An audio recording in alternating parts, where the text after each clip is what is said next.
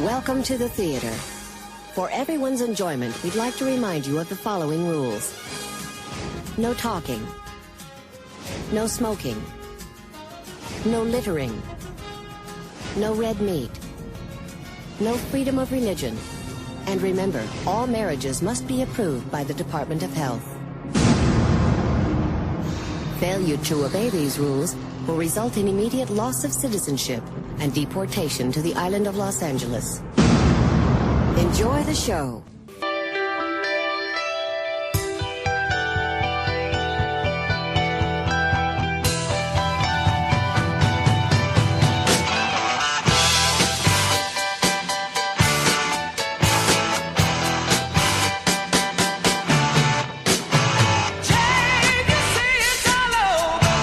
All right, Groo, let's get right into it.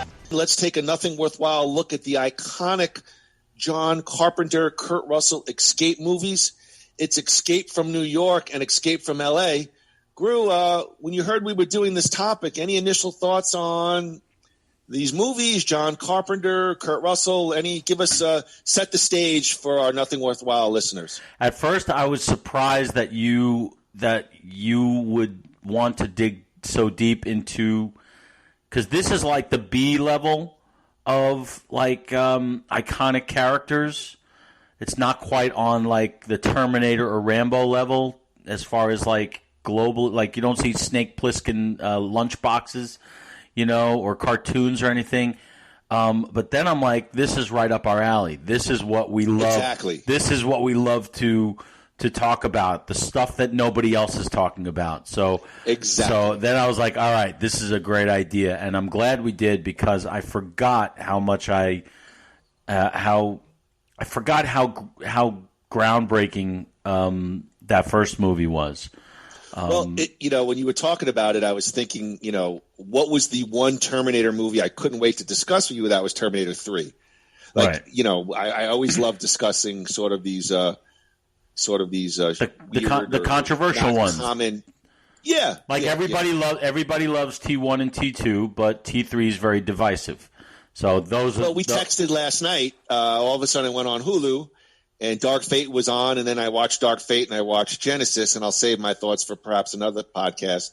We certainly have already delved into them, but it was again another fresh watch, and it was interesting. Dark Fate, not so much, but Genesis.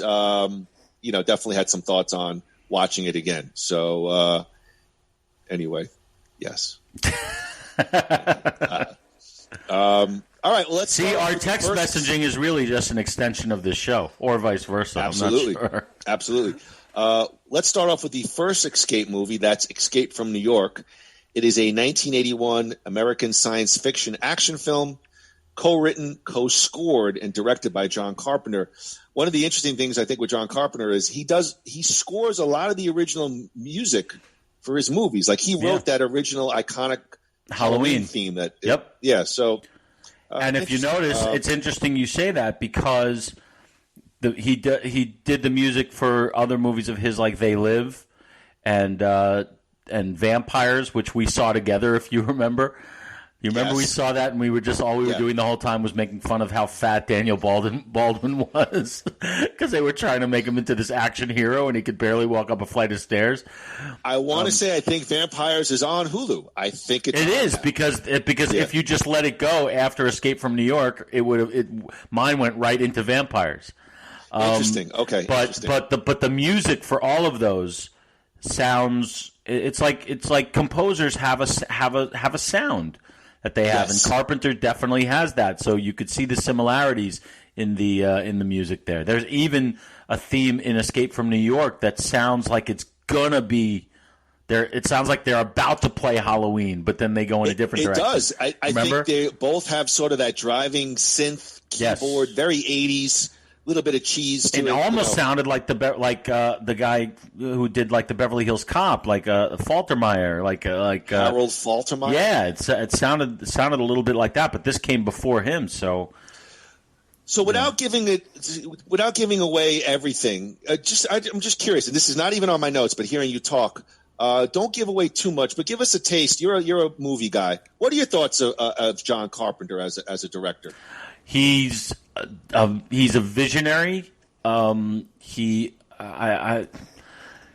It's tough because I haven't seen take a bite of my Whopper. I haven't seen as much of his work as I should, but I'll tell you what I have seen. I've seen the Escape movies. I've seen They Live, Vampires, obviously, the first Halloween. I've seen all the Halloweens, but I think he was only responsible for the first one. I think that was the only one he directed. I think he was involved with two. He was involved with two, but he didn't direct it. I'm thinking about the things that he's directed. He's got a vision that is unlike anybody else. He's kind of like a James Cameron in that he sees things that nobody else sees. And you could see it in the Escape movies, like as wacky and daffy as they are, they're so frickin' original. And he was also able to take, like with Halloween, he was also able to take a very simple story that had been told a million times and make it scary as hell. Halloween is just a plain old slasher movie, but he was able to make it really, truly frightening. They Live is a very underrated. I think it's aged very well because it was way ahead of his time. You say that about a lot of people, but Carpenter definitely. But actually, if you want to know what I think John Carpenter's best movie is, you'll be surprised. Go ahead. Starman. Do you remember Starman? Absolutely remember Jeff Starman. Bridges. I remember. It was really a romance. Super enjoying it. Yeah, it was not an action movie, and he wrote the music for that one too. But Carpenter is legendary, without a doubt, and I think he's so respected in the filmmaking community. Probably not as much in the fandom community, but he should be.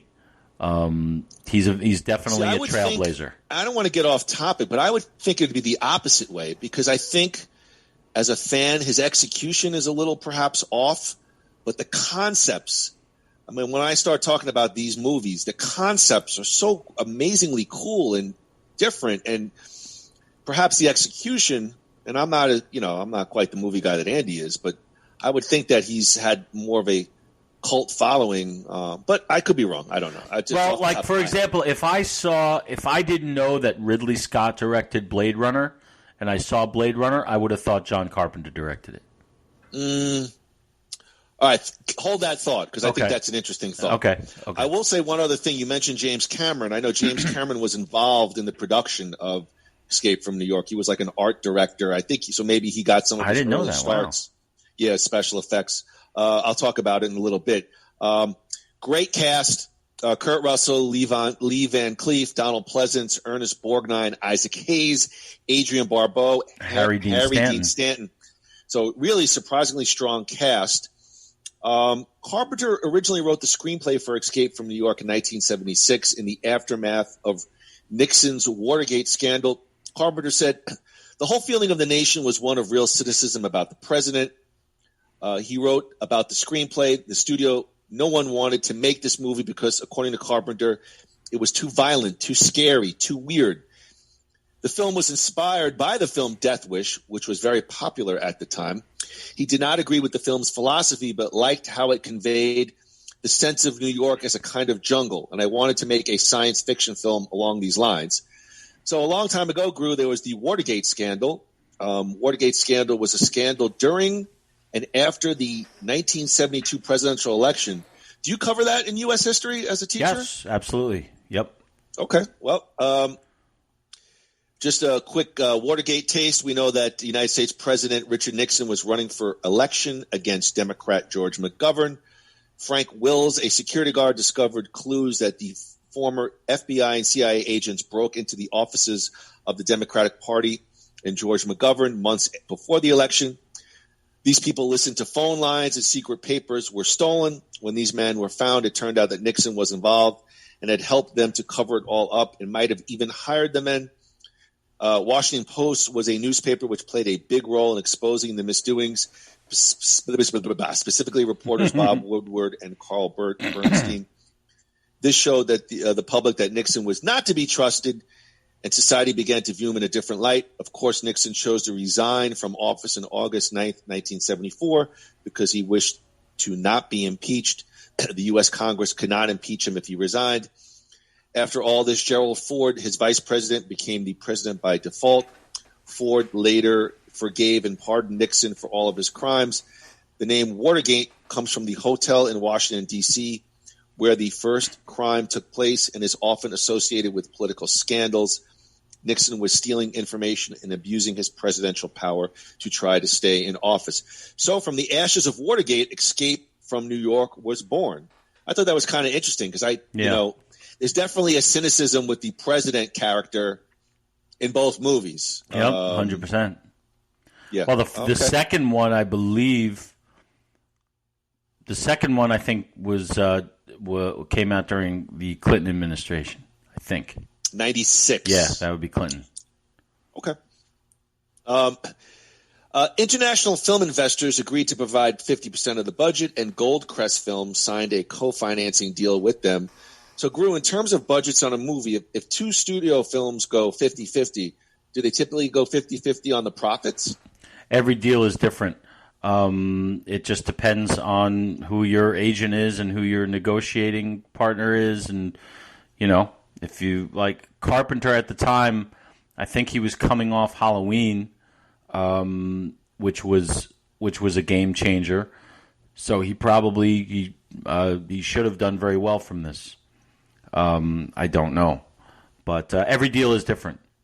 Right, but if two companies are splitting the budget, would they work a split on the profits or something? If they're splitting 50-50, then they would recoup. The deal would be worked out from when enough money is made by the movie to reimburse both companies. Then the deal kicks in. And it's it depends what I think. There are things like what markets are making more money, what areas. There's domestic distribution, there's international distribution. So there are a lot of different factors. It's like who's distributing, who is financing. Like it's all different things. So I would say that it all balances out. Okay. It all balances out. Avco Embassy Pictures, the film's financial backer, preferred either Charles Bronson or Tommy Lee Jones to play the role of Snake Plissken to Carpenter's choice of Kurt Russell, who was trying to overcome the lightweight screen image conveyed by his roles in several Disney comedies. Mm-hmm. Carpenter refused to cast Bronson on the grounds that he was too old and because he worried that he could lose directorial control over the picture with an experienced actor. At the time, Russell described his character as a mercenary, and his style of fighting is a combination of Bruce Lee, the Exterminator, and Darth Vader with a Clint Eastwood vocalness. All that matters to Snake, according to the actor, is the next 60 seconds. Living for exactly that next minute is all there is. So that's a bit heavy of an explanation, but Snake Plissken was certainly a unique film character. Yeah, and I don't think, and you tell me, I don't think he was a John Carpenter creation. I think he was a comic book character. Yeah, that's a good question. I know that there was comic book platforms after the movies. Now, I don't know if that was before or after. I did read a little bit, but it wasn't really germane to the podcast. But I did read that I think after the first one, there was some, books and novelization and, maybe graphic novelizations of the Snake character. I'll discuss. There's even some stuff that was prequel to the second movie. Because if you remember in the second movie, they reference an incident in Cleveland. Right. And I know that there was some kind of comic book novelization as to what exactly happened in Cleveland. So, but I get. No, they weren't referencing Tango and Cash. That was for sure. No, but I guess Kurt Russell, I know he was a Disney guy. I don't know his early career, but I guess he was sort of a lightweight. Was he considered a lightweight, fluffy? Actually, no. It's interesting. Not really. He was he was Disney's go-to guy when he was a kid. He was and he was a star. But he was, I think, in movies like the computer wore tennis shoes, things like that, stuff that I've never seen, but it's all over like Disney Plus, like you could see that stuff. But he had done I think his first like adult role was for John Carpenter when he played Elvis in the movie Elvis in the late 70s. I think just after Elvis Presley died. But he was still, because, you know, the Disney guy playing Elvis, it was still kind of like music and whatever. So this was their chance to make him into, you know, not so much a serious actor, but a star. And it certainly did that, I think. Yeah. Well, he certainly had the action hero look. He had a rigorous diet, exercise program to develop a more lean and muscular build. He also endeavored to stay in character between takes and throughout the shooting, as he welcomed the opportunity to get away from, what I have, the Disney comedies that he had done previously. We talked about this earlier, but Groo, what do you think of these method actors who stay in character when the movie's not in shooting? So reportedly, Kurt Russell stayed in Snake Plissken character, during off takes. I get it. I've never actually witnessed it. In the time that I was working in this thing, but I get it. I get why they feel they need to do that, because it does take a lot to get into the zone. God, you have changed. What do you mean? 20 years ago, we goofed on all these guys. Oh, it's still completely goofable, but no, I understand why they need to do it. The real question is what's next? What's next? Both sides of the story is a good Phil Collins song. Why you keep throwing that one at me? But no, the method guys. The method guys. They look. It pays dividends. Let's put it that way. But I get why they need to do it. What interests me is why some actors need it and some actors don't. But I guess that's like, why do some baseball players need batting gloves and others don't? I guess it's like the same kind of thing.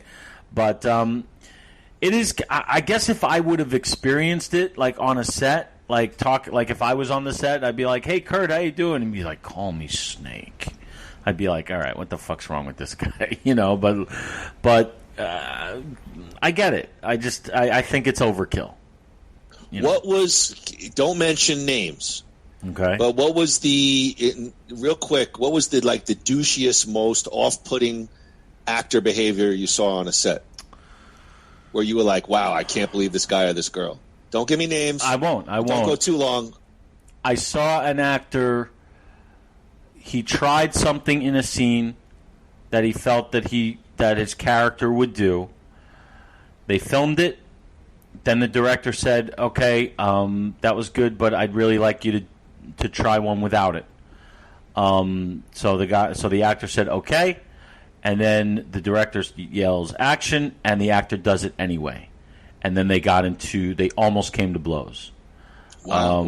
Okay. And I remember thinking that the actor who did that was being a little childish, because they already got what he wanted on film, and now the director was being a director. The director is the boss. Okay, and if the director wants you to do it a certain way, you're being paid to do it. You got to give him what he wants. He already gave you what you wanted to do.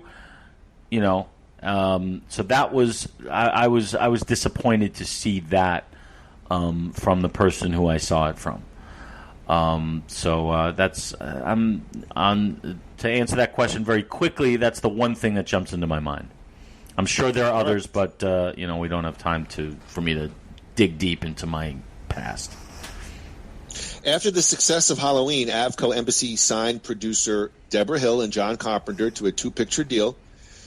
The first film from the contract was The Fog. Initially, the second film he was going to make to finish the contract was The Philadelphia Experiment, but because of script writing problems, Carpenter rejected it in favor for Escape from New York.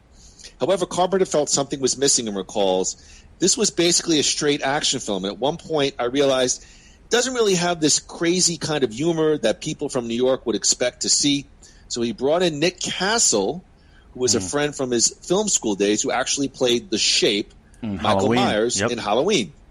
Castle invented the cabbie character and came up with the film's ending. So kind of interesting. The film's setting proved to be a potential problem from Carpenter, who needed to create a decaying, semi-destroyed, urban locale, New York City on a shoestring budget. The film's production designer, Joe Alvis, and he rejected shooting on location in New York City because it would have been too hard to make New York City look like a destroyed city. Carpenter suggested shooting on a movie backlot, but Alves nixed the idea, I think correctly so, because the texture of a real street is not like a backlot. So listen to this. They sent Barry Bernardi, the location manager, on an all-expense-paid trip across the country to find the worst city in America. Producer Deborah Hill remembers. I want that job. Is that not the greatest job ever invented? So they ended up with East St. Louis. It always is East St. Louis. I've never been to poor St. Louis. But, that's like that scene from Vacation. Roll them up. That's St. Louis. Imagine going to the mayor and going, sir, congratulations. We're going to have an amazing economic impact. We're having a movie shot here, only to find out that in the producer's eyes, it's the worst city in America, and it's going to be depicted as some kind of urban sprawl decay on film, Oh, my God. I mean, they looked at, 1976, St. Louis, Missouri. Block after block was burnt out rubble. In some places, there was absolutely nothing. So you could see 3 or 4 blocks away. Alvis found an old bridge to double as the 69th Street Bridge. The filmmaker purchased the Old Chains of Rocks Bridge for $1, and then they gave back to the government afterwards. I guess that doubled up as in the bridge scene. They filmed in some other locales as well. Carpenter and his crew persuaded the city of East St. Louis to shut off the electricity to 10 blocks at a time at night to give it a more darker sort of look. We'd finish shooting at about 6 a.m., and I'd just go to sleep at 7 a.m. when the sun would be coming up. I'd wake up around 5 or 6 p.m., depending on whether or not we had dailies, and by the time I got going, the sun would be setting. So I wanted to ask you, because I've heard this word before, what exactly in the film industry is a daily? A daily is you basically watch what you've shot that day. Unedited, you watch all the takes, every single thing that you've shot, and you like the producer, because the producer a lot of times, if he's doing his job, the producer's not on the set, because the director doesn't like the producer or the writer to really be on the set because they'll get in the way of what the director's vision is. So the dailies are what the director will watch and will send to the stakeholders to show what they've done. It's like basically saying, here's the work that I did today. Let me know what you think.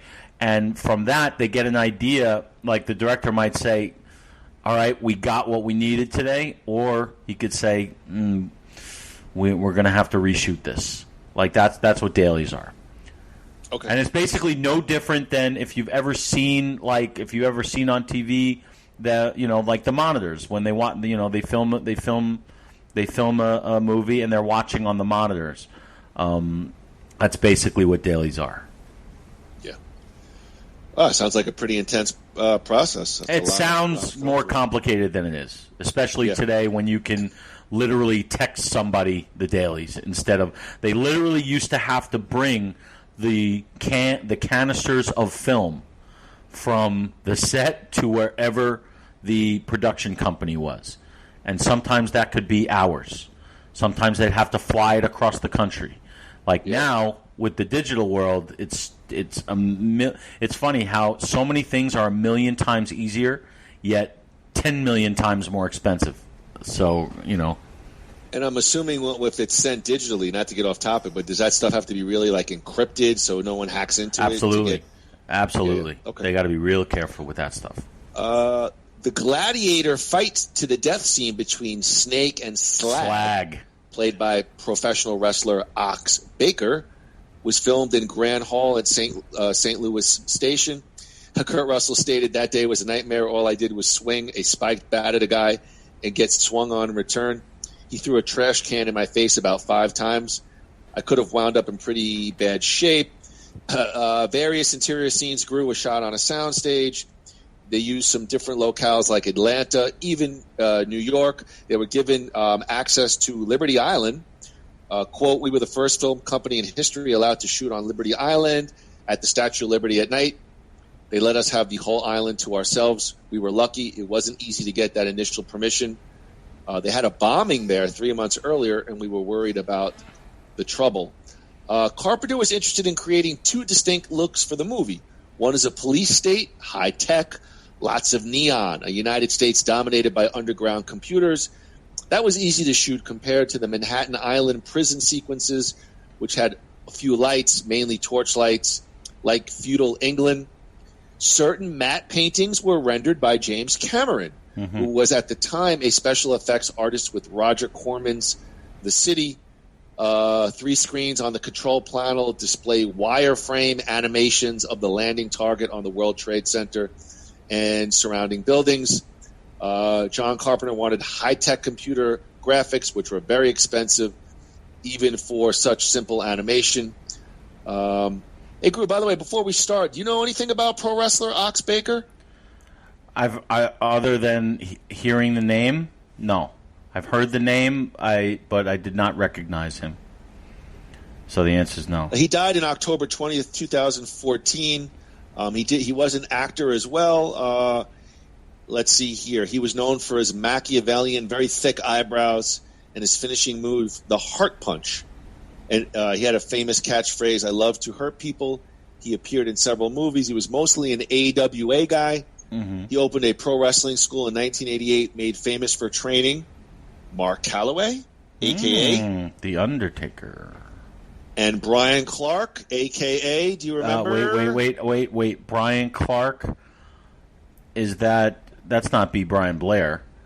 That's no, that was Brian Clark is Crush? No, that's Brian Adams. Yeah, I think Brian Clark was Adam Bomb. Adam Bomb, okay. Anyway, I think he was part of Chronic in WCW. They had a little bit of a tag team, a little bit of I wouldn't have made that distinction. I didn't know his real name. Yeah, interesting. What other movies was Ox Baker in? He was in the very famous movie Blood Circus. Oh, that guy?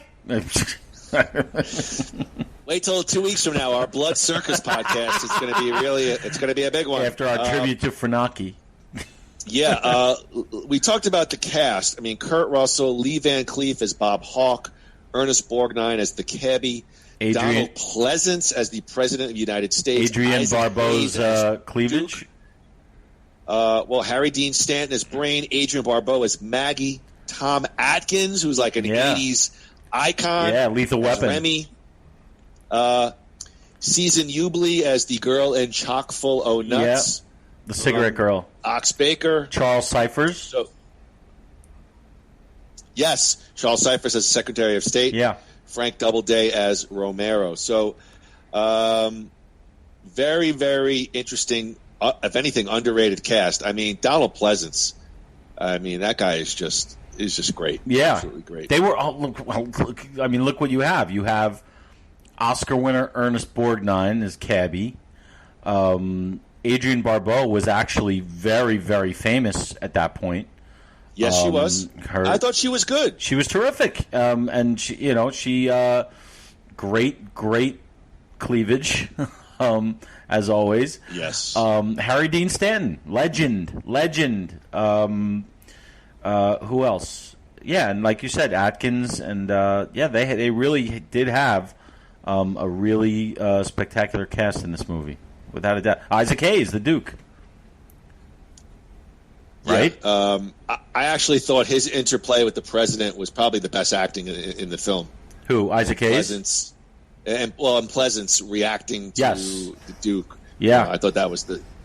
all right, Groo. In 1988, let's hit the plot. Following a 400% increase in crime, the United States has turned Manhattan into a giant maximum security prison. Oh, wait, by the way... Somebody else was in both movies. I know who. Okay, do you want to wait for it, or do you want to talk about it now? No, but we could talk about it. You're talking to the narrator. Referring to the narrator? Yeah, Jamie Lee Curtis. Narrator is Jamie Lee Curtis. Yeah, in both movies. I didn't read anything about the movies before rewatching them. I had never known that. I guess the first time I saw both of them, I didn't pick it up, but now it's clear as day.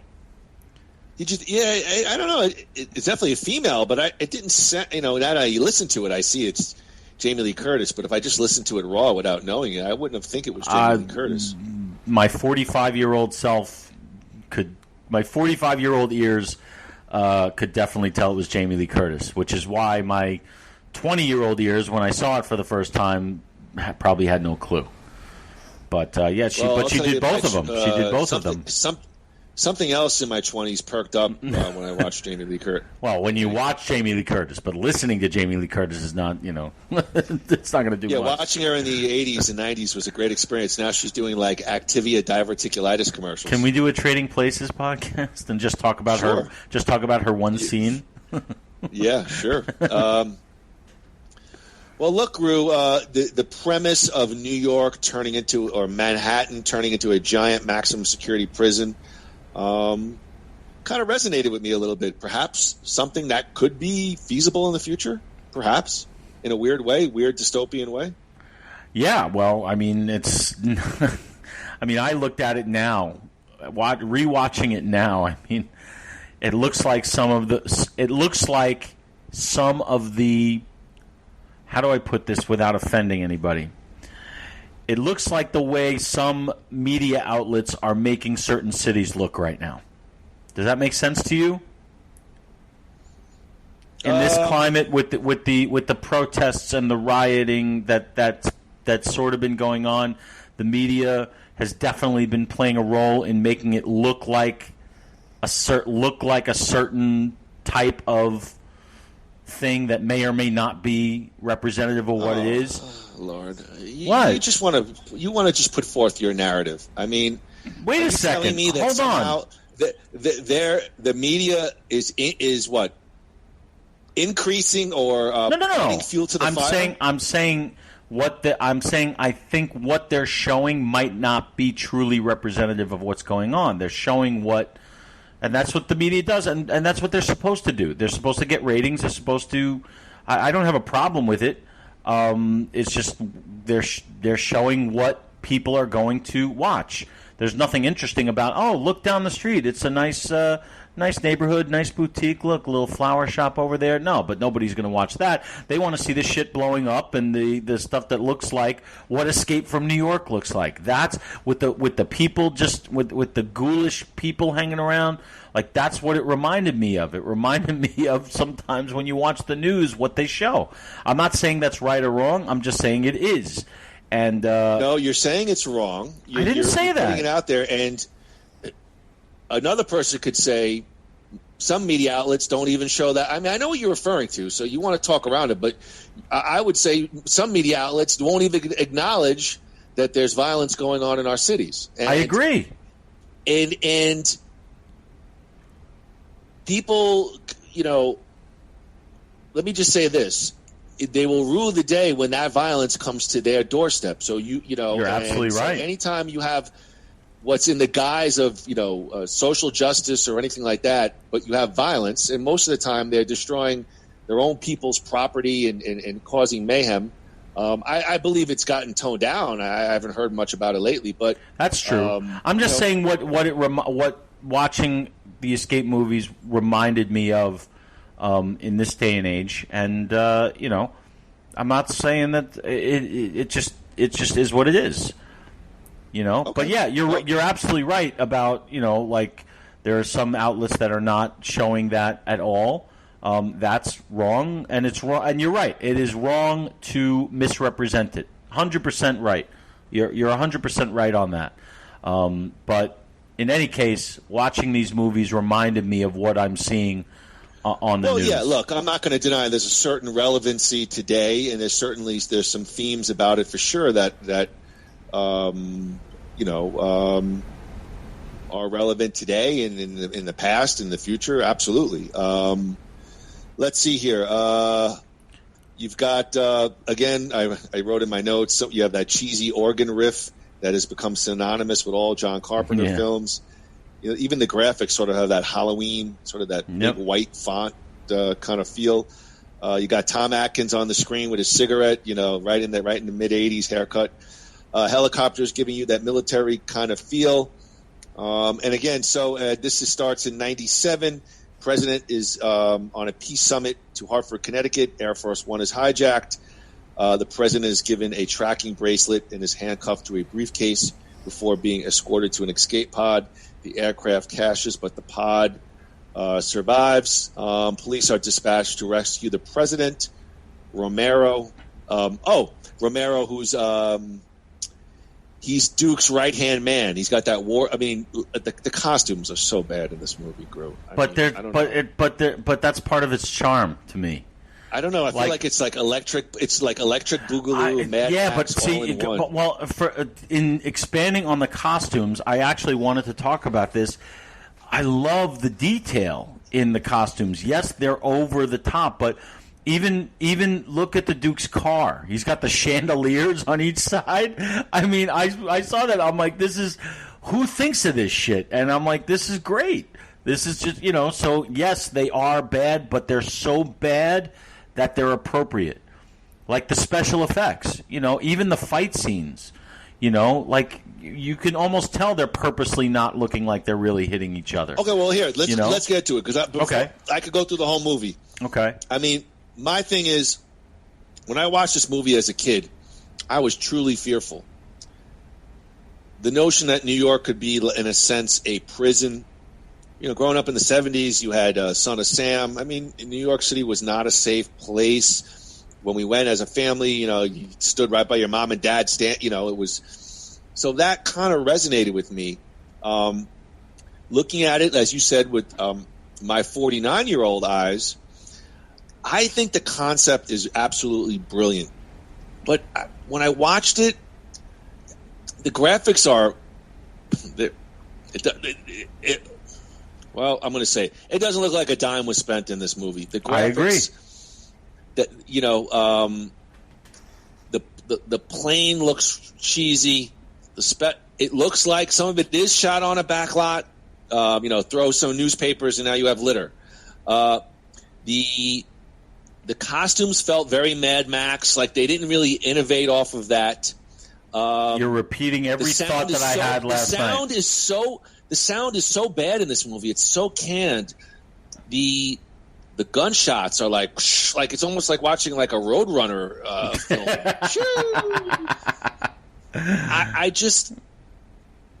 I don't know. I think this is the kind of movie that would be rife for a remake, but a big budget, big scale. And then here's the other thing. Well, all right, let me go to you. What do you think what some of the things I had to say? I agree with all that, but it didn't bother me because, like I said, it's part of its charm. And that's what these movies are cult classics, and that's it's almost like it's like what they're doing with Dune. They're making a big like multi-million-dollar remake of the 1984 movie. And I don't know if I would love to see a prequel of sorts that sort of tells us more about the character of Snake, because they don't really give us that much as far as personal. We know what his crimes were and we know where he comes from, but I wouldn't mind seeing something like that. But I don't mind the low budget, except, and this is the case with both movies. Like, for example, in Escape from L.A., I know we'll get to it, but remember the scene where they're surfing in Escape from L.A.? So hilariously bad, but fitting for the movie, to me.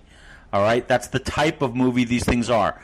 My problem is that I really wish, in both cases, it would have felt like they were in New York and L.A., and it never felt like that. Like, sometimes they would throw in a shot of a street sign. Oh, look, it's 59th and Broadway, But it wouldn't, like, I would have loved to have seen things that, because that would make it even scarier to see, things that we are familiar with, like, and it really feels like they're on the downtrodden streets of New York and L.A. too. Well, so that's the only thing that bothered me. Yeah, I don't want to say my thoughts for L.A., but they did that in L.A. It was like, oh, let's just put a Wilshire sign. I know. Right Well, that's what I mean. The same exact thing. Let's throw let's throw some garbage and skull bones on the ground, and this is L.A. You're like, oh, great, we're on the Sunset Strip, and the only reason we know that is because they show us the sign. So they cheap out a little bit on that, and that's the only thing that bothers me about the low-budget nature of it. Everything else I feel is appropriate, because that's what that's the kind of movie it is. That's to me, it's part of its charm. It's like with the Terminator, the original Terminator. Would you want to change anything about that? No, but Terminator's a better movie. It's just, that's true, but there are some pretty bad special effects in there too. Okay, but they did more. They did more with less. Whatever they were given. Yes, exactly. Yeah. You're right about that. You're right about that. I mean, I just think here, for me, I guess the best way to put it was it didn't age well to me. I think it's an incredible concept. It's a great concept. The little wrinkle with he's injected with the little explosives, and he's got 22 hours to save the president. I thought that was a great plot twist, but the set looks very, very poor. Yes, the costumes, like the thugs, are all just like white guys in like ripped denim, and it's like a bad stereotype of what you think that might look like. I don't think it innovated anything. It's a great storyline. It's a great cast, and I'll even get to the cast. Ernest Borgnine, he's completely overacting. Hey, Snake! Yeah. I don't know. I just didn't even. And even like Kurt Russell, it's like, hey, it's like I don't know. He's exactly like you described it, like Clint Eastwood withdrawal. Very, like they didn't. It was very hammy. I felt Escape from New York. The acting pieces, except for, I really bought into Donald Pleasance. I mean, at the end when he kills Duke, hey, number one, like he's been tortured and he's a dick too. He's a bad guy too. But both movies, the main villain is the president. Yeah, so I mean, I don't know. I mean, all right, we don't have to go through it piece by piece, but I find that I get it. I think story-wise, it's way ahead of its time. Yes, I agree. And physically, it's behind its time. And I kind of like how they meet in the middle. It's to me, like I said, it's part of its charm. Like I said, the only thing that bothered me is I never felt like we were in New York, and that would have added to the horror of it. Because I remember you said how frightening it was to you. Imagine if you really felt like you were in the New York that and it never ever feels that way. Unfortunately, no. I think the movie does a good job at the end. It's sort of when they get the president back and they're trying to rush him to safety, the movie takes an uptick. Yes, the tension. It has a little bit of that Terminator chase feel in the streets with the. I thought. Actually, the fight against Slag, where Kurt Russell, where he kills him, was a great scene.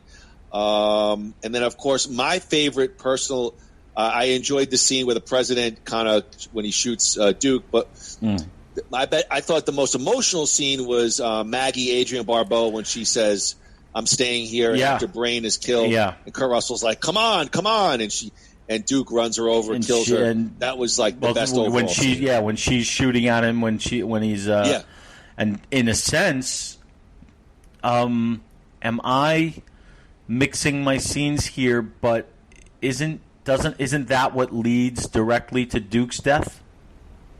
To the Duke's death, because he basically runs over her with the car, but then he's got to be on foot, and that makes him vulnerable to the president when the president has him at gunpoint. Well, you're right. He kills Duke kills all the guards. And the president picks up one of the security guards' guns and shoots. Right, but he's on foot because his car is busted. Duke has Pliskin lined up for the kill shot. And then the president reaches over and kills. And then he goes like, "Hey, number one." Yeah. I love that scene. It's great. Donald Pleasance is just the best hard-boiled 80s, early 90s actor, Yeah. Like overacting, but like good overacting. But that's what this movie is that's what it calls for. It's not calling for Shakespeare. It's calling for, I can almost picture Carpenter saying, "All right, ham it up, dial it up to 11, guys. That's what we're doing here." Like that's what it seems like to me because it's different. Because it's different than Halloween. Like Halloween had a shoestring budget, but it was a different kind of movie. It feels much more real, and it feels much more grounded in reality. This is supposed to feel dystopian. It's supposed to feel way over the top. And they had more money to do Escape from New York than they had to do Halloween. He obviously had an idea of what this movie should look and feel like. How do I know that? Because when they had triple the budget for Escape from L.A., it still looked exactly the same. Ugh.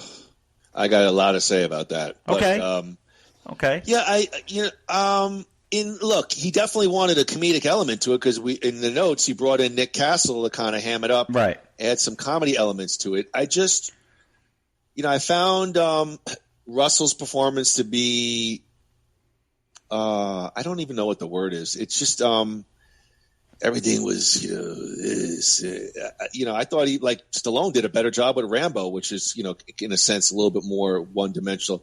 Really flesh it out. I thought Ernest Borgnine was completely over the top. Harry Dean Stanton is always pretty solid. He was. I thought Pleasance was the best overall acting job in the movie as the president. And then what did you think of the ending? The president, Russell Pliskin comes to him and says, basically, a lot of people died, gave their life so you could live, and he gives him a very blow-off answer. And then he has the tape with the nuclear fusion secrets in it, and then he gives the president the wrong tape, which was the Cabbies old bandstand music Bandstand tape. Boogie. That's the name of the song, Bandstand Boogie. Yeah, rolls. What'd you think of that? I mean, it's a great ending, but I think there's a plot hole there. Because didn't he give him the tape before he asked the question? Well, he got the tape from Cabby in the car. Right, but what I'm saying is it made it seem like he embarrassed him because of the answer that he gave to that question. How do you feel about that? He certainly did. Well, this is what I have. As the president prepares for a televised speech to the leaders at the summit meeting, he thanks Snake and tells him that he could have anything he wants. All Snake wants to know is how the president feels about the people who died saving him. The president offers only a half-hearted regret and lip service for their sacrifice. As Snake walks away in disgust, Hawk offers him a job as his deputy, but Snake keeps on walking. Then I wrote as in my own notes, a lot of smoking in the 80s, apparently. Yeah. There's a cigarette lit in every scene. Yeah. The president live speech commences. He plays the cassette tape to his embarrassment and only plays Cabby's song, Bandstand Boogie. As Snake walks away, he intentionally tears the magnetic tape out of the cassette reel with the actual message that was supposed to be intended by the president. Yeah, see, if I were redoing this, I would make sure that Snake would ask him the question, and then he would give him that garbage answer, and then Snake intentionally giving him the wrong tape because of that answer. Oh, okay. Okay. So that. I think they missed the mark there, but the idea behind it is fine. It's perfect. But at that point, does it even matter anymore? I mean, we've already been on this great adventure, and Snake is saved. We're given spoilers, but Oh no, he's saved. Like the story is over. Like at that point, the story is over. I didn't even expect anything more to happen. I just remember that the last line was the name's Pliskin. I just forgot who he had said it to. He said it to what was the guy's name? Van Cleef. Hawk? Hawk or Hawk, whatever. Yeah. So I had forgotten about the tape thing. But that's I think that's a little bit of a goof there. But the ending is fine. It's not earth-shattering. It's like the rest of the movie. It's hammy and silly and fun. I thought that Pleasance played it off beautifully. The look on his face when the music is playing was great. Yeah, it was terrific. So I got no problem with the ending. Gru, what was the commercial response to Escape from New York? How did it do at the box office? Escape from New York was. Wait, go ahead. I thought you were asking me. Well, I was as setting up. I like to set up. But go ahead. You want to give me? A guess believe as to what it made? Remember, this is July of 1981. Yes, I believe that the movie made on a very low budget. I believe it made about $25 million in the United States, and that was also the budget for Escape from L.A. I think, if memory serves, those are the numbers that I'm recalling. Well, I don't have the at least on these notes right now the budget for Escape from L.A. But yes, you're right. It grossed more than $25 million at the box office. Escape from New York. What was the budget? I don't know if I have the actual budget. I don't. Film became a cult classic and was followed by a sequel, Escape from L.A. in 1996, which also directed and was written by Carpenter and starred Russell. Grew the critical response to Escape from New York. The film generally received positive reviews. As of October 4th, 2019, it had an 85% positive rating at the film review website Rotten Tomatoes from 62 reviews, with the critical consensus featuring an atmospherically grimy, futuristic metropolis. Escape from New York is a strange, entertaining jumble of thrilling action and oddball weirdness. Newsweek magazine wrote of Escape and John Carpenter, he has a deeply ingrained B-movie sensibility, which is both his strength and his limitation. Mm-hmm. Interesting. He does clean work, but settles for too little. He uses Russell well here, however. Time magazine Richard Corliss wrote, John Carpenter is offering this summer's moviegoers a rare opportunity to escape from the air-conditioned torpor of ordinary entertainment into the hothouse humidity of their own paranoia. It's a trip worth taking. Vincent Canby, in his review for the New York Times, wrote, the film is not to be analyzed too solemnly, though. It's toughly told, a very tall tale with one of the best escape and escapist movies of the season. My notes go on to say that Escape from New York has influenced everything from popular video games. J.J. Abrams, producer of the 2008 film Cloverfield, mentioned that the scene in his film, which shows the head of the Statue of Liberty crashing into a New York street, was inspired by the poster for Escape from New York. Empire magazine ranked Snake Plissken number 29 in their 100 greatest movie characters poll. Wow. So, Gru, before we wrap it up on Escape from New York, any final thoughts or words on the film? I think the response to it is perfect. The ones who like it, like me, appreciate it for what it is, not what it's not. I'm surprised that they would rank Snake Plissken up there so high based on two relatively unseen movies by, you ask anybody under the age of 30 if they've ever heard of Escape from New York, and they probably haven't, unless they're like a fan, unless they're one of these Comic-Con people. But I think I really enjoy the movie. It's nonstop fun, nonstop action. Like you said, the acting is so joyously over the top, and sometimes it's the kind of movie you got to be in the mood for. I happened to be in the mood for it last night. If you're looking for Oscar contenders, look somewhere else. It's just fun, and it's a different world and a different type of thing. And Kurt Russell is a fucking movie star. He cannot be. He's one of those guys who, if he tried to be bad, he couldn't.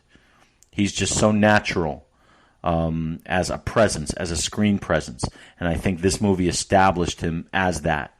Him with the mullet that he still has today, and his just style, the way he carries himself. It's a cult classic and deserves to be remembered as such. A cult classic. Is it a classic movie in the realm of greatest movies ever made? Absolutely not. But a cult classic, absolutely. Yeah. Okay. I was a little bit more disappointed on my rewatch of it. I mean, look, obviously, you remember liking it more when you first. I remember watching it in my room, late at night, lights off, scared, being this great action adventure, and when I watched it today, it just looked a little bit canned. It looked a little bit cheaply made. Listen, maybe the producers, they can't help that with the budget. The cast is excellent. The cast is actually top notch. They sell it. That's the thing. I thought it was a bit of overacting here. I wish they would have. I think there's an amazing sci-fi action story here, and I'm going to go out on a ledge and predict that you liked Escape from L.A. better than Escape from New York. Oh, hell no. Really? No. Oh. And I'll get to it right here. Here's the difference, I think, in listening to what you're saying about it, too. Here's my difference. Escape from New York, I feel like they really respected the material, where Escape from L.A., they went just full-on ham. And it was, you talk about a note-for-note sequel. Yes, same story. Same exact story. Oh, come on. It's different locale. Literally, the timing of the movie, you could place the two movies. They'll do on YouTube a conspiracy. It's literally, he fights Slag. He's in the basketball scene with the guns. Snake. I just felt like whereas New York was the initial and they respected the material at least, here the same cheesy copter that they fly into, and again, he's going to get hit with, now it's a virus instead of a micro explosive. But it's the president at the center of all evil again, and embarrassing him at the end and doing it. Yeah, it's note for note. Let me ask you this though: did you, before you watched it this week, had you ever seen Escape from L.A.? Yes, and I didn't like it when I watched it in my late 20s. So did you, like me, see it in the theater? I did. I don't remember where I saw it, but I know.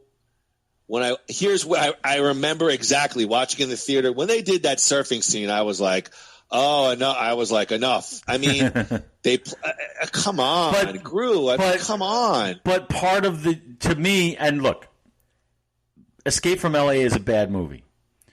Escape from New York is not a bad movie. Okay? Escape from New York is much better, and Escape from L.A., even though a lot of people, for whatever reason, like Escape from L.A. better, I don't understand it. But that surfing scene doesn't bother me because it's Peter Fonda. That's why. That's why I like it. If it's if it was Peter Fonda or Dennis Hopper or any of those like late 60s, kind of like hippie guys, that's why it worked. Okay, if it was somebody else, it wouldn't have worked. So to me, why is that? So what? Are you telling me that Bad Grandpa works because it's a De Niro film?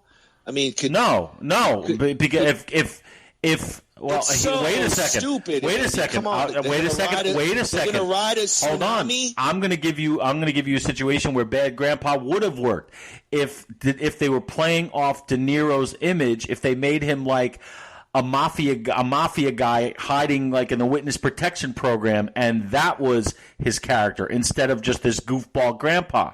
But they didn't do that. They didn't want to be creative like that. So, but Peter Fonda is perfectly cast for that tiny little part. I didn't say okay. I'm not talking. That's about why. Peter But that's why that the fakeness of that whole thing doesn't bother me. Okay, You're playing it complete. It's like let's just watch Jason X Goes to Space. No, it's winking. It's winking at the audience. It doesn't make it a good movie. It's not. It's a bad movie, but it's definitely winking at the audience. And maybe that's why Escape from L.A. is not taken seriously as a movie, because that's all they're doing. I mean, look at the cast in that one. I mean, Cliff Robertson, the playing the president. I mean, that's not Donald Pleasance.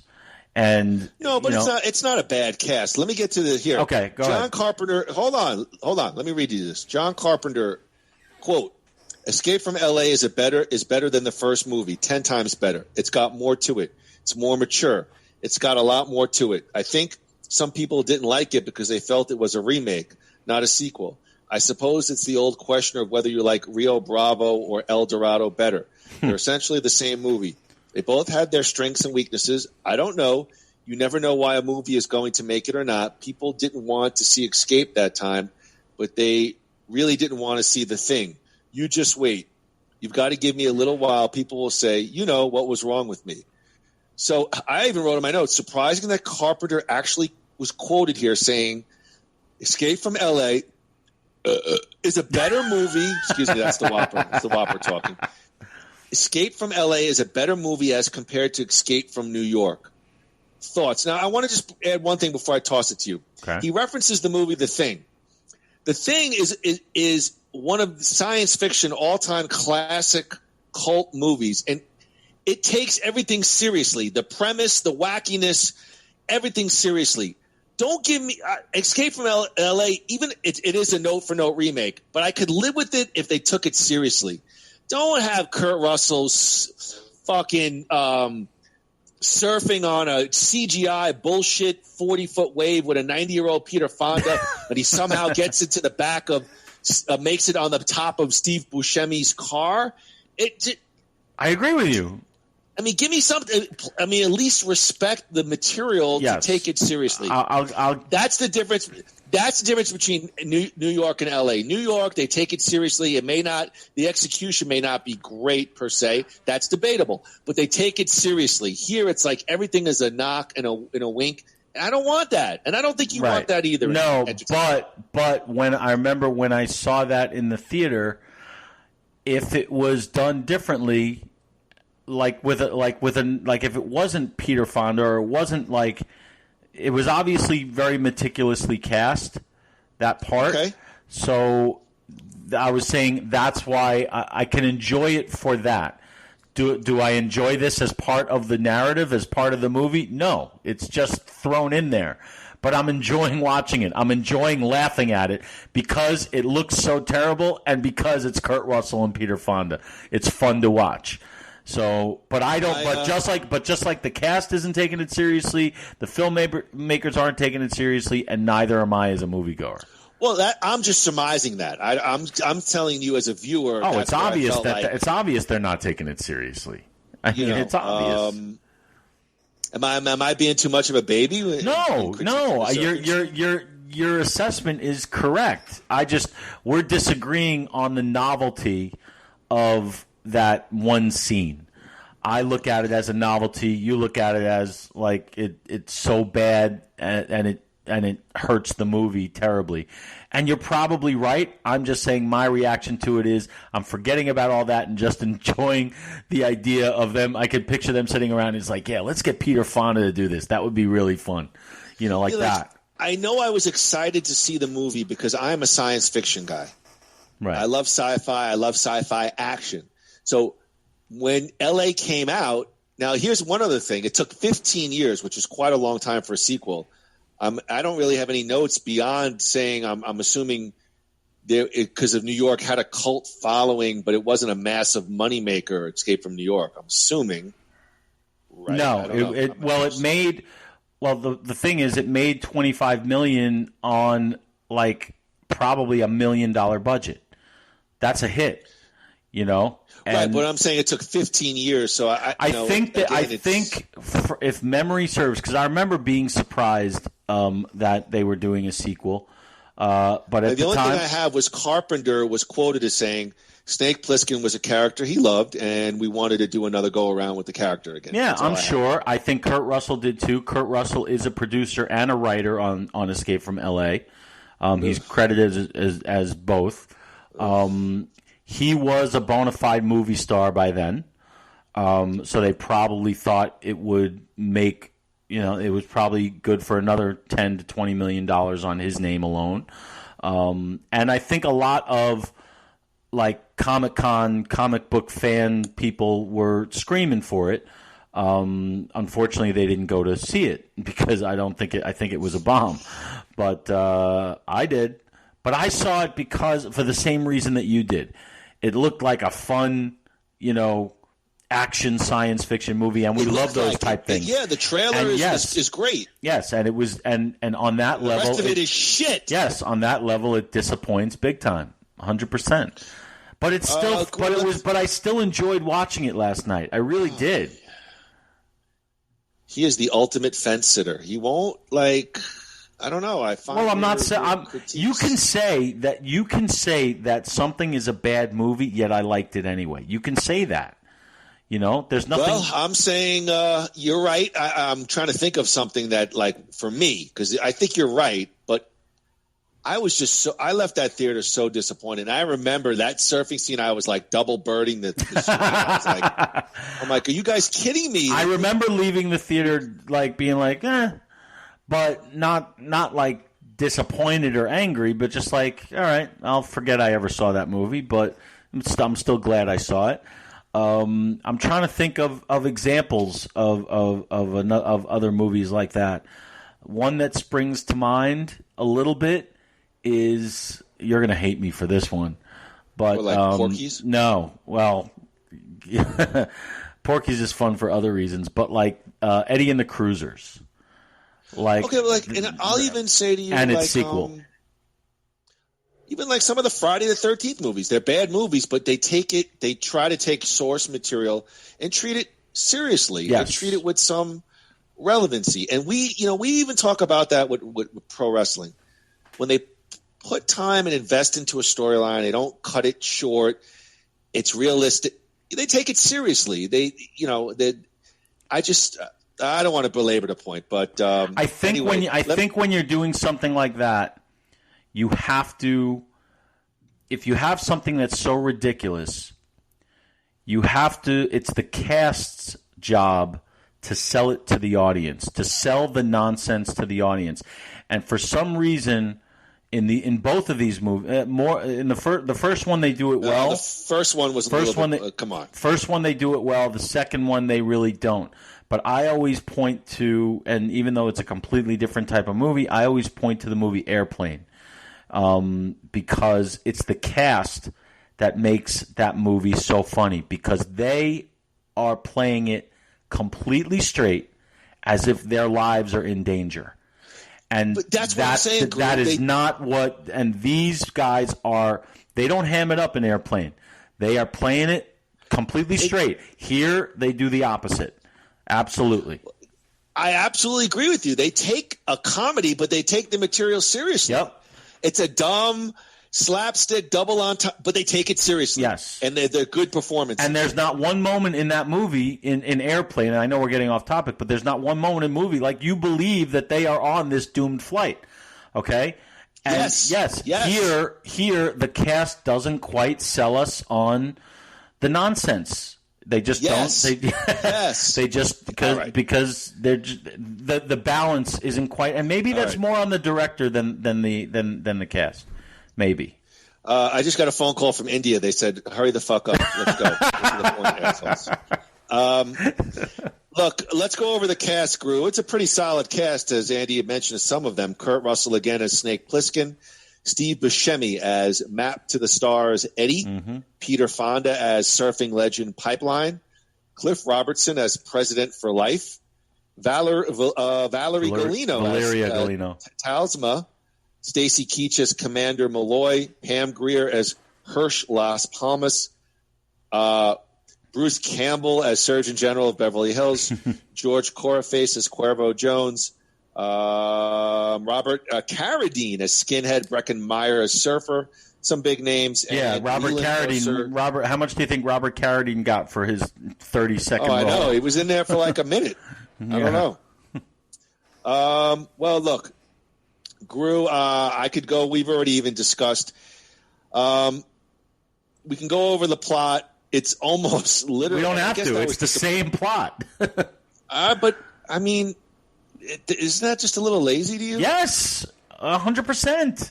I think they were counting on goodwill from people to excuse that, and just to say, "Hey, we get Snake Plissken back in another adventure." If it was a comic book, it would have been perfect. You can do that in comic books, but if you're gonna make a movie, you got to break some new ground. And they just maybe Carpenter said, now that we've got a budget, let's tell the same story, but throw some money into it. Yet they still made the same mistakes that they made earlier. It still looks fake. It's still the costumes and the set design still look cheap as hell. Yes. Which was surprising to me, because I remember thinking that, all right, now that we're not in the early 80s anymore, where if a movie gets released to the theater, it's got to be, you got to spend a little money and do a little better than phoning it in. But yeah, story wise, note for note, like you said, very lazy, and they were resting on. The only scene that I found a little bit original and unique, in which I enjoyed, is his interaction with Bruce Campbell as the Surgeon General of Beverly Hills. The whole kind of riff on the plastic surgery thing, that was at least a little current, because you're talking about late 90s. And but even that's another wink and nod to the audience with Bruce Campbell. Oh my God, you love the pipeline scene, but when I say I like the Surgeon General, no, I like it. No, I like it too, but I like it for the same reason. Because it's Bruce Campbell from Evil Dead, it's like it makes it. There's a connection there, so yes, I like it. For the same reason you do. Yeah, I mean, I guess even watching it back a second time, I was even more disappointed, because I think the first time I watched it, what stood out to me was what you said: the look and the feel is cheap. The CGI is really, I hate to say it, but almost horrifically bad, given now that you're in the late 90s. Yes. And then watching it again this time, I noticed it was literally it's almost like if you did Rocky 1 and same. It's literally the same freaking movie, except a different city and a couple of little minor nuance changes. It's the time element. But you want to know something? It's a different city, but it looks exactly the same. So what's the difference? That's the problem. That goes back to the fact that you never really get the sense that you're in a apocalyptic Los Angeles. And that's what the Mad Max movies did so much better. I mean, that's why I'm saying, I could almost see this working as a big budget, look, and just hear me out. I don't know. Get fucking Jason Statham, The Rock, Cena. Get a pumped up guy. Take it seriously. Put some big money into it. Because I think the concept back in the day, like in the early '80s, Escape from New York. I mean, I remember really being blown away by the whole story. The plot was really cool. Kidnapping the president, military city, the worst of the worst, and this one guy's got to go through everybody to save the president, and he's on a time limit with, injectables that's going to explode. I remember I was like, wow, that's a really cool plot. But, you know what? The delivery, especially on the second one, is just god-awful. Yeah, and you know what? You want to know? I just realized it. I have two things to say. First thing I want to say is I just realized that during the movie, you tell me, during both movies actually, because the big tension thing is supposed to be the fact that Snake is literally a time bomb. He's got to get this done. You forget about that, don't you? Like, you don't feel that. You don't like. I didn't feel that tension. Like we can't stop and fight this guy. He's running out of time. He's got to get like these movies. If you're gonna have that as a plot device, you got to use it. And they didn't really do that. Every now and then he'd glance down and see how much time he's got left. But that's it. Like, you don't get that sense of urgency for whatever reason. And the second thing I want to say is about what, like you said, like, get some, one of today's big stars and put some money into it. I would want to go the other way. I'd want to see a Logan style one of these with Kurt Russell today. Well, that's what I'd be interested in. No, yeah. Like Logan, Snake. like older and Snake on his final legs. Like Logan. You saw Logan, right? Okay. Same idea. Okay, that's cool. Yeah, that's how I'd want to see it. I mean, but take it seriously. It could be violent. It could be dark. That's yeah. I would if I was able to advise them, I'd be like, okay, you had your fun. Now take the character and send him off into the sunset the way you could have, and do it right and take it seriously and really make us really feel, because Snake is not a good guy. And it's almost difficult to root for him because he's not a good guy. And I don't know, that line, I guess maybe Carpenter did that on purpose, like the line between good and evil is so thin. But right. I don't know. You compared him like Rambo, and to me there's no comparison. Well, it's funny you mention that, because I did write in my notes. It's so funny you mention that. I know you're going to rip me. I won't. Perhaps not the first blood, but I felt there was some. Oh Lord! I did have in my notes comparing Rambo to Snake Plissken a little bit, and actually, not that I never felt Stallone was over the top. I actually liked Stallone's performance, though some of the Rambo movies were well over the top. But I felt like, especially in the second one, it's literally almost a parody. It's just everything is. I think I agree with you. I would say that with the Rambo series, as far as his portrayal of the character goes, 1 and 4 are the high water marks of that. 2, 3, and 5 are just like, shoot 'em up, blow 'em up, and call it a day. And yes, bordering on self-parody. Although I like 5 better than you do. But 2 and 3 are, I would put them in the, that's what a big budget, John Carpenter movie would be. Or a John Carpenter escape movie would be. Same kind of over-the-top hammy acting from all the other characters. Think about it. Think about Rambo 2 right there. Okay, you have Rambo who hardly talks, like Snake, yet all these other colorful people around him who do nothing but talk. And you have great character actors in there. You have Richard Crenna, you have Charles Napier as the Politico guy, you have Martin Kove, Kreese from the Karate Kid movies who's there, you have Steven Berkoff, who was the bad guy from Beverly Hills Cop, and you have them hamming it up to sort of juxtapose against Stallone, who's saying one word every 10 minutes, pretty much like Snake Plissken in these movies. So there's a comparison there. When you mentioned about the whole virus and they're on a time limit, and I actually wrote in my notes when Snake is infected with the man-made Pluoxin 7 virus that will kill him in 10 hours, I was like, I wrote in my notes, absolutely no plot change. It's a word-for-word sequel, same story, different city. That's, and here's, before I get to, the box office and critical, I wrote, within the first 5 minutes, I was almost out. They play it completely hammy, too many inside jokes. They took what could have been a very cool premise. Even if they just, took it from one prison city on the East Coast to one prison city on the West Coast and play it out seriously, but they almost play it for laughs in this one. And upon rewatching it, I didn't find too many redeemable things about Escape from L.A. I agree. But I did. It's hard to put into words.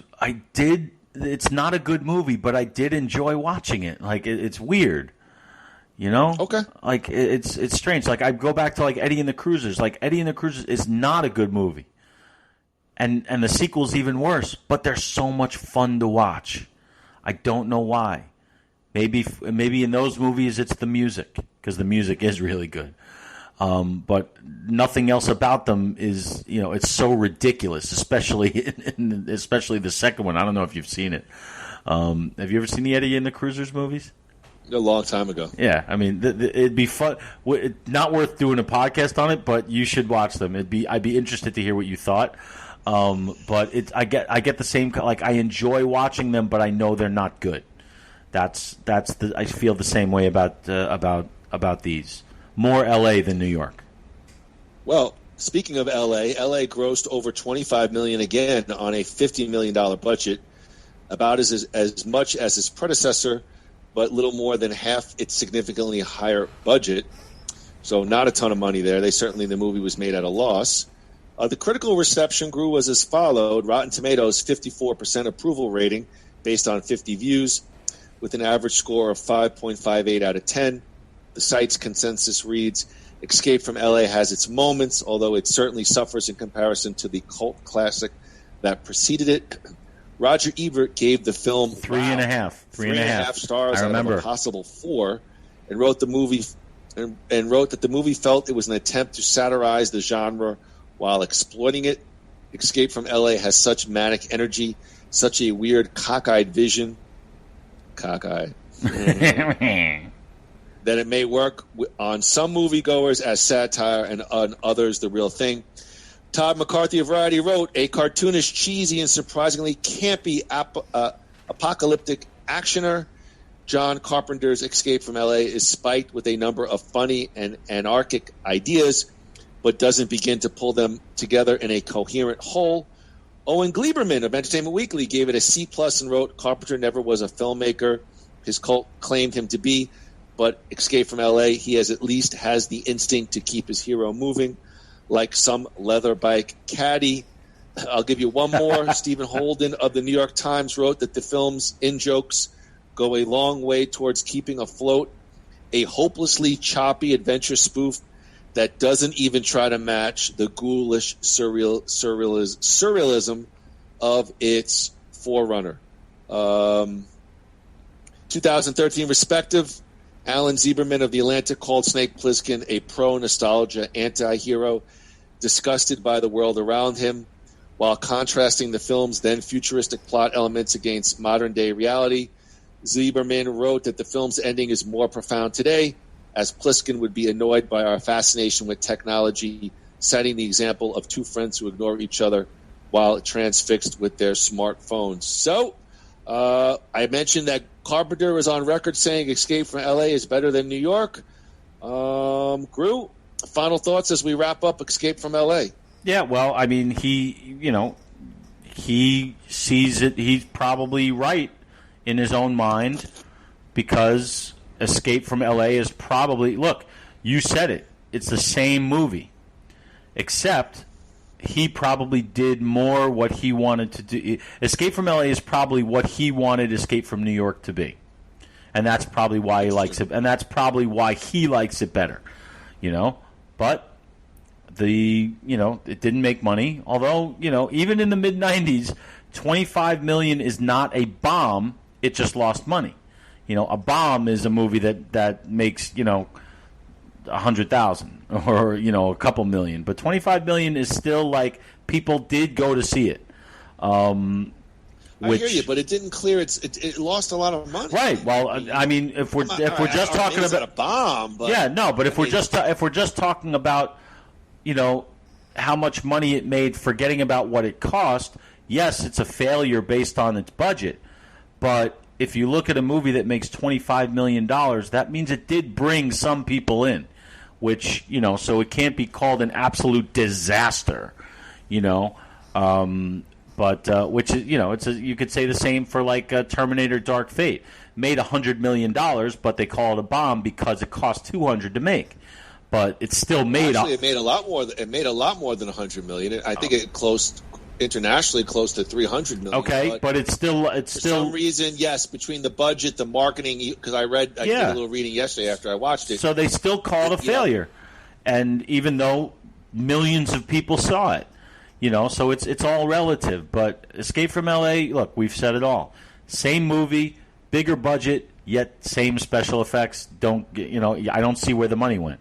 Definitely didn't go into the cast, because I would say that the cast of Escape from New York, while not an A-list cast, was more bordering on A-list than anybody in Escape from L.A. I mean, Escape from L.A., you've got, Ernest Borgnine is he was an Oscar winner, and he was a star. Cliff Robertson was an Oscar winner also for a movie called Charlie, I think, from like the 1960s. Yeah, it's Flowers for Algernon. Yeah, but by the 90s, nobody knew who Cliff Robertson was. Oh, but I don't know when Ernest Borgnine won an Oscar. I'm assuming he won it for Marty in like 1960 or 61, around then. Okay, great. So, New York was 81. I'm sure. No, but he was still known. But he was still known because he was in McHale's Navy. You know, he had a good career. He had a good career going. Think that the cast from L.A. I mean, if you're gonna, I think the cast from L.A. is the same style as New York. Kitschy, Buscemi, Pam Grier, kind of cultish. Peter Fonda. These are real cult heroes in the acting world. Yeah, I give the nod to the ensemble from New York. Okay, but I don't think right. But your point is it's so far off. I don't think so. I think LA's cast. Well, I just think the way they remember how you said. Remember how you everything that you said. Donald Pleasance did well in Escape from New York. In my mind, Cliff Robertson did wrong. Cliff Robertson, rest in peace, was. In that movie, he was hamming it up, but badly. He was, he wasn't even trying to make believe that he was a good guy. Every word was like, "I'll get you now, Pliskin. What are you going to do?" He seemed like he was in a cartoon. He was not taking it seriously. Pleasance was. That's the difference between the two. And they're playing the same part. I just don't think you liked Robertson's role because he's Jewish. Was he Jewish? No, I'm joking. Was the character Jewish? I don't recall. No, I'm joking. One thing I'm a little confused about though, and maybe I missed it. Maybe you picked up on it. At the end of one, he gets a presidential pardon. Why is he still a prisoner in Escape from L.A.? Well, the only thing I can tell you is they reference an incident in Cleveland, and so supposedly that was perhaps that's something that was put into comic book form. I believe that I forgot about that. Yeah. So speaking of which, Andrew, are there any more Escape movies in the future? CreditTheRap.com. Escape from New York writer Lee Winnell gives status update on remake. I'm a big fan. But I'm not concretely sure this will be my next film. The Escape from New York remake, which has been in development since 2015, is not seeing much movement, says screenwriter Winnell. At this moment, there is no update, she told TheWrap.com. It was something that was instigated, and the train left the station before it was ready. Apparently a press release went out before it was ready to go. Once this film stops and relaxes, I'll have time to sit on a beach somewhere and think about what I'll want to do next. I'm a big fan of Escape from New York, but I'm not concretely sure that this will be my next film. If it was in the works, I'd tell you, but it's something that's just sitting on a shelf at this moment. Fox had been planning to remake John Carpenter's cult classic Escape from New York since 2015. Robert Rodriguez signed on 2017 to direct. Winnell signed on in 2019 to write a new draft of the screenplay. And so just want to go over real quick some of the early plot rumors for an Escape remake, also courtesy of Rat.com. Grew some quick thoughts on Snake Plissken's real name. Pliskin in the previous two Escape films didn't have a name, but now he does. He's Colonel Robert Snake Pliskin. I remember in L.A. he was referred to as an initial, like S. Snake Plissken. I don't think it was R. I think it was S. I'm just saying this would be on the remake. This is some of the plot. Oh, okay. Rumors I wouldn't want to see. I don't want to see a remake. I want to see a sequel. Or a prequel. Well, do you want to hear some of the things that they're mulling about in Escape World, or you just want to drop it? No. Go tell. A remake would be essentially the same story. No. Okay. Well, bad guy won't be the Duke of New York. Instead, he's lean, intensely charismatic Thomas Newton, the Playboy heir to a biotech corporation. 5 years ago, he decided to donate his entire fortune. Sound like a good guy, right? He's not. I hate it already. Come on. The role originated by Lee Van Cleef will now be played by a woman. The film will introduce us to a new CIA Deputy Executive Director, Roberta Hawke. Oh. So it's woke from New York? Is that what it is? President's going to be transgender. No, I'm joking.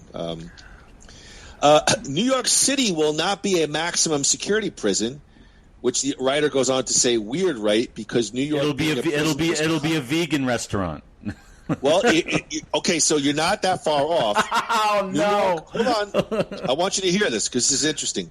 New York being a prison was kind of crucial to the whole escape from New York concept. In the reboot, New York is breathtakingly lovely. Manhattan is the island we know, but now with more towering glass structures and a high undulating glass wall, the sky is alive with drones as serene as bees, and artificial intelligence controls all in the form of an ethnically ambiguous, cheery young woman named April. A small staff of technicians and researchers known as seers monitor all. High concept, actually, if you think about it. Could be, I think you're out of it already. It sounds like an episode of Sex and the City. I mean, what the hell are they? Is Snake Plissken anywhere in there?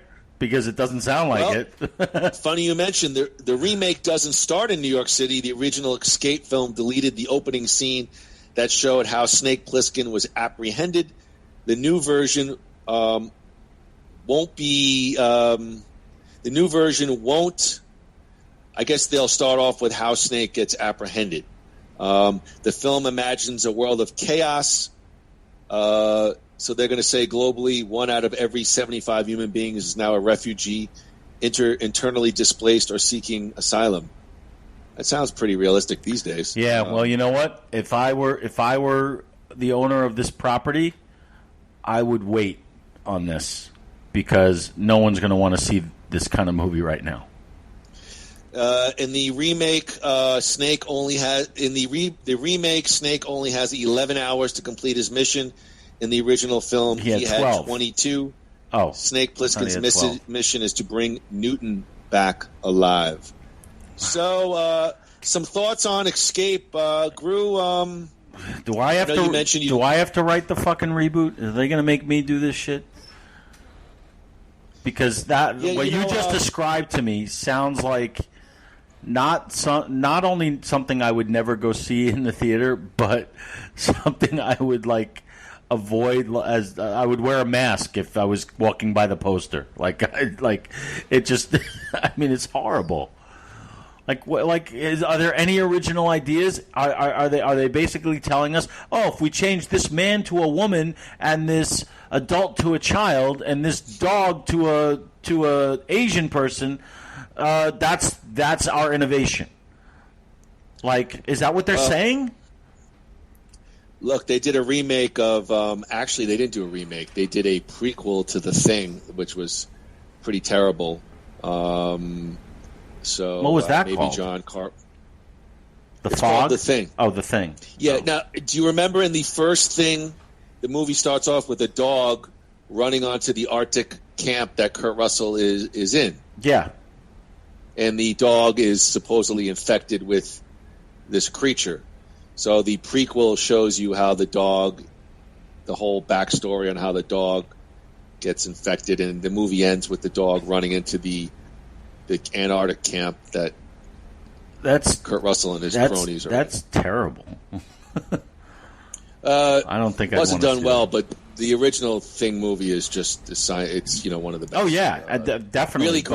Really great practical effects. And again, I think when Carpenter takes his shit seriously, you see what you just described to me cements even further that I'd rather see a sequel with Kurt Russell as the character taking it into a place that they've never been before.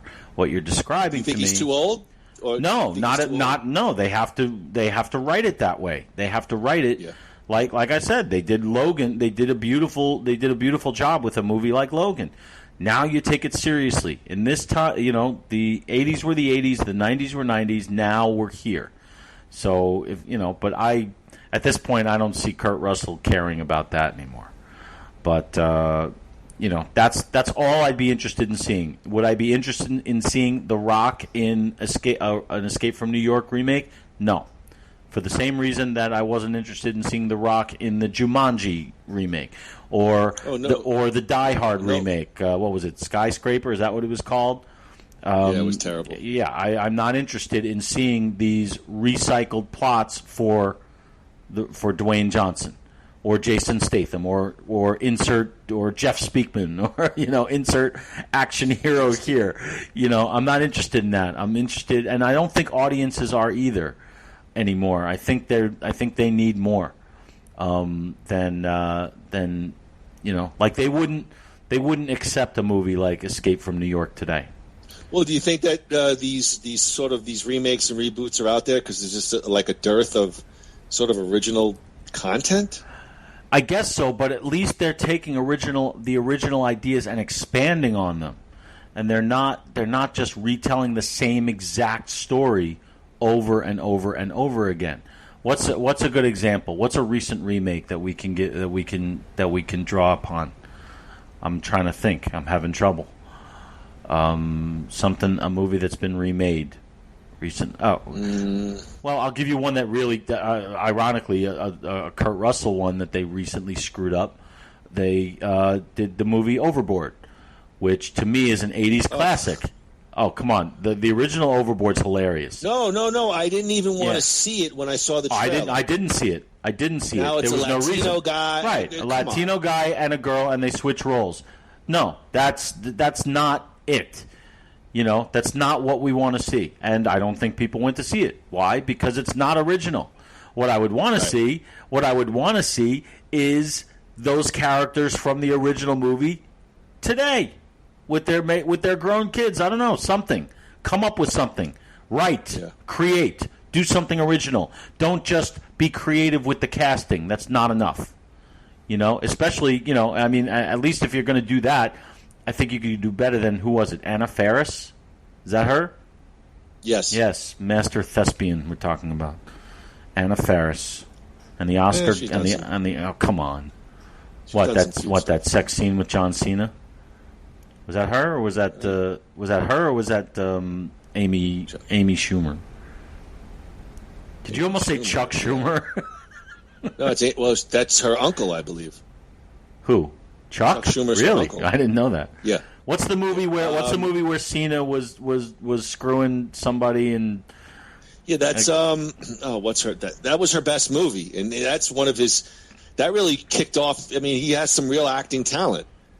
Yeah, but I still wouldn't want to see, because the reason that Kurt Russell is endearing as this character is because he's not superhuman. But you take The Rock, who is built like a truck, and put him in any situation, you're never going to look at him and say, "Oh my God, I'm scared for him," because he could beat the shit out of anybody. All right, well, listen.